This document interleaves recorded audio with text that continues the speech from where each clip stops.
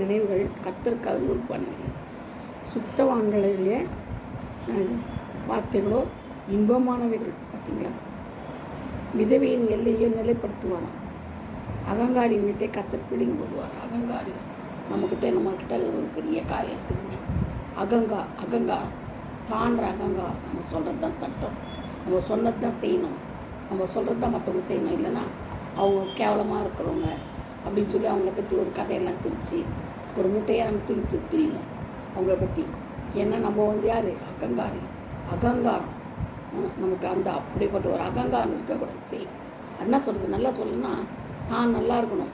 தான் தான் எல்லாத்துக்கும் தலைவனாக இருக்கணும். தான் தான் அந்த அகங்காரம். நமக்கு முன்னாடி யாரும் இருக்கக்கூடாது, நமக்கு முன்னாடி எதுவும் பேசக்கூடாது. நம்ம தான் எல்லாம் பேசணும், செய்யணும், எல்லா செய்கையும் நம்மளுடைய தான் முதல்ல இருக்கணும். அந்த அகங்காரம் இருந்தாங்க வீட்டையே கத்தனை செய்கிறான், பிடுங்கி போடுறான், குடும்பத்தையே நாசப்படுத்துகிறான். பார்த்தீங்களா? வீட்டுன்னா எதை குறிக்கணும்? குடும்பத்தை தான் குறிக்கும். அதனால் நம்ம என்ன செய்யப்படுறது? அகங்காரமாக இருக்கக்கூடாது. நம்மக்கிட்ட இருக்க அந்த குணத்தை விட்டுணும். சரிங்களா? துன்மார்க்குடைய நினைவுகள் கர்த்தருக்கு அருவருப்பானவைகள், சுத்தவான்களுடைய வார்த்தைகளையோ இன்பமானவைகள். பார்த்தீங்களா? துன்மார்க்குடைய நினைவுகள் எப்பவுமே கர்த்தருக்கு அருவருப்பாக இருக்கணும். ஆனால் நம்ம சுத்தவான்களை மாற்றப்படணும். ஆனால் துன்மார்க்கமே நம்ம இருக்கக்கூடாது. நம்ம ஜீவியத்தில் நம்ம துன்மார்க்கராக ஜீவிக்கவே கூடாது. நம்ம சுத்தவான்களுடைய வார்த்தைகளாக இன்பமானவைன்னு சொல்லி அப்புறம் யாராக இருக்கணும்? சுத்தவான்களாக நம்ம மாற்றப்படணும், ஜீவியத்தை மாற்றிக்கணும். அதுதான் நல்லது. பொருளாசைக்காரன் தன் வீட்டை கலைக்கிறான், பரிதானங்களை வெறுக்கிறவனை பிழைப்பான். நிறைய பேர் பாருங்க, ரொம்ப பொருளாசையாக இந்த பொருள் வாங்குவாங்க, அந்த பொருள் வாங்குவாங்க. கண்டு பக்கத்து வீட்டில் அது வாங்கிட்டாங்கன்னா உடனே தான் வாங்கிடணும். அந்த பக்கம் வீட்டில் வாங்கிட்டாங்கன்னா அது உடனே வாங்கிடணும். அது எங்கே போய் வாங்கினீங்க, ஏது வாங்கினீங்க விசாரிச்சு காசு எப்படி கிடைக்குதோ தெரியாது. கடனாவது வாங்கிட தேவை. அந்த பொருளை வாங்கிடுவாங்க. மற்றவங்க என்ன வாங்குறாங்க, மற்ற வீட்டில் என்ன இருக்குதோ நம்ம வீட்டில் இருக்கணும், இல்லாமல் இருக்கவே கூடாது. அதுதான் என்னது? பொருளாசை, பண ஆசை, பெண் ஆசை, மண் ஆசை, இதெல்லாம் இருக்கவே கூடாதுங்க. அநாகரிகம் அதெல்லாம் இருக்கக்கூடாது. கர்த்தர் அப்படி சொல்லவே இல்லை. நான் உலகத்தார் நல்லது, இது போல் நீங்கள் உலகத்தார் அல்லன்னு. நம்ம உலகம் நம்ம ஜீவியத்தில் வரவே கூடாது. அதெல்லாம் ஒரு ஆசை, இச்சைக்கிறது, இச்சையை தூண்டுறது. பண ஆசை, பொருளாசையெல்லாம் இச்சைகளை தூண்டுறது. பொருளாசை விசேஷமாக இருக்கவே கூடாது. எல்லாமே இதை பார்க்குறோம், அதை பார்த்து எதை பார்த்தாலும் நமக்கு ஒரு ஆசை வந்து அந்த ஆசை இருக்கக்கூடாது. ஆசை இச்சைகளை என்ன செய்யணும்? வெறுக்கணும். பொருளாசை காலத்தில் வீட்டை கலைக்கிறாங்க, பரிதானங்களை வெறுக்கிறவனோ பிழைப்பான். பரிதானம் அந்த லஞ்சம் வாங்கக்கூடாது. அதை வெறுக்கிறவனோ செய்வான், பிழைப்பான். லஞ்சம் வாங்கக்கூடாது. அது பார்த்தோன்னே லஞ்சம் கேட்பாங்க. நல்லா ஒருத்தருக்குன்னா ஒரு தயவு வேணும். ஆனால் நீ தெரியா, கமிஷன் தெரியா, எனக்கு கொஞ்சம் லஞ்சம் தெரியா, நான் இது செஞ்சு தானே, எனக்கு என்ன வேணும்? ஒரு கையெழுத்தா, எனக்கு லஞ்சம் கொடு.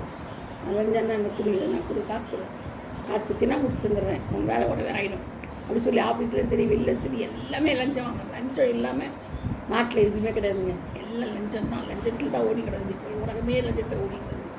பரிதானம், அதான் லஞ்சம் தான் பரிதானம். பரிதானம் வாங்குறத நாம் வெறுக்கணும். பரிதானங்களை வெறுக்கிறவன் சில பிழைப்பான். பரிதானம் வாங்குறவங்க அந்த பயங்கர மோசம். அவனோட இதே போயிடும். பரிதானம் வாங்கக்கூடாது. ஜீவமே கெட்டு போயிடும்.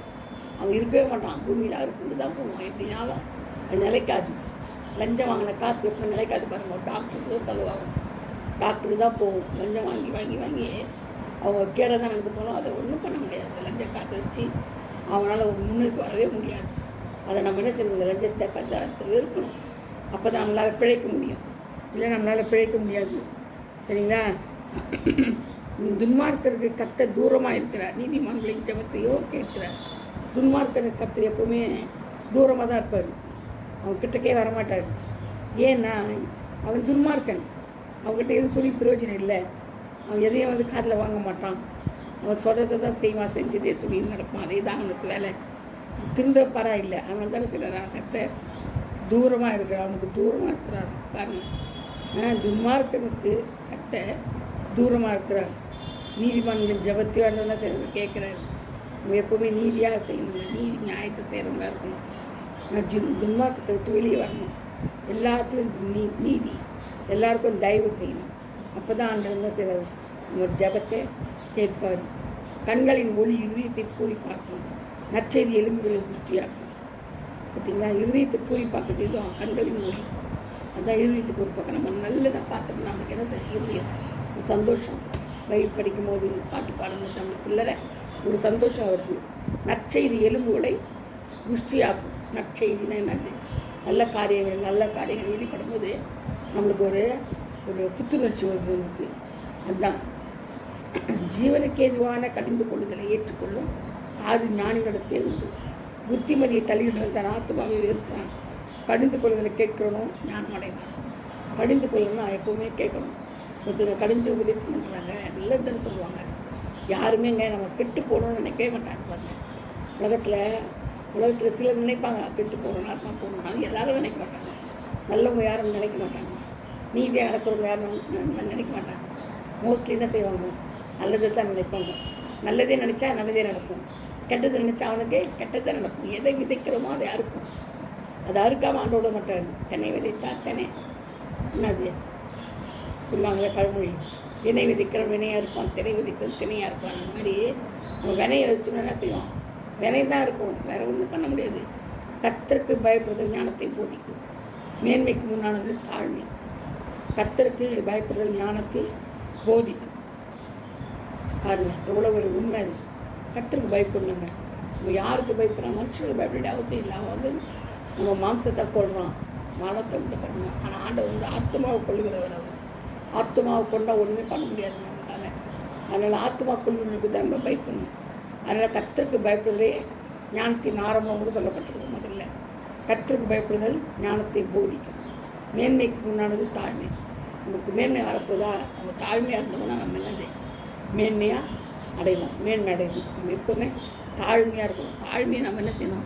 தடுத்து கொள்ளணும். தாழ்மையை தடுத்து கொண்டோம்னா என்ன செய்வோம்? மேன்மை அடைவோம். அது மட்டும் இல்லைங்க,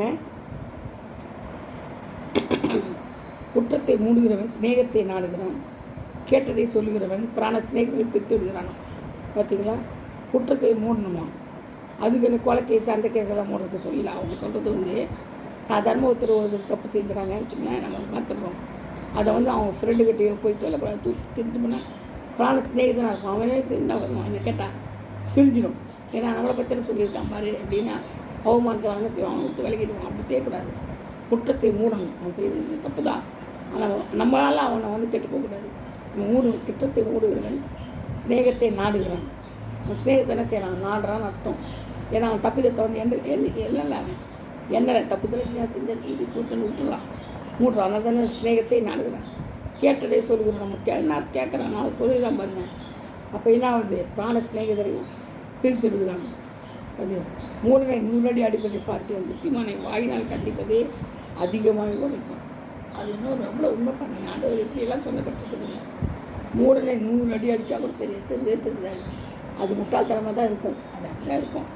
ஆனால் புத்திமான வாயினால் கண்டித்தாலே என்னது அதிகமாக உரைக்கும். எப்பவுமே பாருங்கள், சிலருங்க நம்ம வாயினால் சொல்லணும்னு வச்சுக்கோங்க, அது அவங்களுக்கு உரைக்கும். ஒரு மாதிரி அப்படியே பார்ப்பாங்க, நம்மளே மறைச்சி பார்ப்பாங்க. என்னென்னு யோசிப்பாங்க. மறைச்சி நாடாது இப்படி சொல்கிறாங்களே அப்படின்னு ஒரு நேரம் யோசிச்சு என்ன செய்வாங்க பார்ப்பாங்க.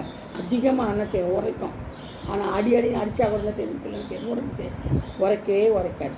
அதுதான் சொல்லப்படுது. நன்மைக்கு தீமை செய்கிறவங்களும் அவன் வீட்டை விட்டு தீமை நீங்காது. ரொம்ப முக்கியமானதுங்க. நன்மைக்கு தீமை செய்யவே கூடாது. ஒருத்தவங்க நன்மை செய்கிறாங்க நம்மளுக்குன்னா அவங்களுக்கு சிலர் நன்மை செய்வாங்க. ஆனால் நம்ம நன்மையும் செய்யாது, தீமையும் செய்யறது இருக்கக்கூடாது. நன்மைக்கு நன்மை தான் செய்யணும், தீமைக்கு தீமை செய்யக்கூடாது. ஆனால் நன்மைக்கு தீமை செய்வது என்ன செய்வாங்க? அவங்க பாவம் அந்த தீமை வீட்டை விட்டு வேலை வேணாம். நன்மைக்கு தீமை செய்கிறவன் எவனோ அவன் வீட்டை விட்டு அந்த தீமையே போகாது. அப்போ நம்ம என்ன செய்யணும்? எப்போதும் அதான் செய்யணும். யாருக்கும் நினைவில் கூட தீமை நினைக்கக்கூடாது. சிந்தனையே வரக்கூடாது. தீமை செய்யணுன்ற சிந்தனையே வரக்கூடாது. ஒரு பெரிய பாவம். வாசற்படியிலே பாவம் 10 கொண்டு ஏன் சொல்லுங்க? அது அப்படி இருக்குது. தீமையை செய்கிறவங்க அவன் வீட்டை விட்டு தீமை நீங்காது. அவன் வீட்டிலே தீமை அப்படி தான் இருக்கும். எவ்வளோ பயங்கரமான நிகழ்ச்சி பாருங்க. நன்மையை மட்டும்தான் செய்யணும். நன்மையை மட்டும்தான் செய்யணும். தீமை செய்யவே கூடாது. துன்மார்க்கனை நீதிமான ஆக்குகிறவனும் நீதிமான குற்றவாளி ஆக்குகிறவனும் ஆகி இருவரும் கர்த்தருக்கு அருவருப்பானவங்க. பார்த்தீங்களா? சிலர் துன்மார்க்கனாலும் நீதிமானன்றவங்க, நீதிமானவங்க குற்றவாளி ஆக்குவாங்க. இந்த 2 பேரும் கர்த்தருக்கு அருவருப்பானவங்க. கர்த்தர் தாம் இந்த வார்த்தைகளை ஆசீர்வதிப்பாராக, பாதுகாப்பாராக. கர்த்தர் பாதுகாப்பாராக. ஆமென். ஹல்லேலூயா. Praise the Lord. God bless you all.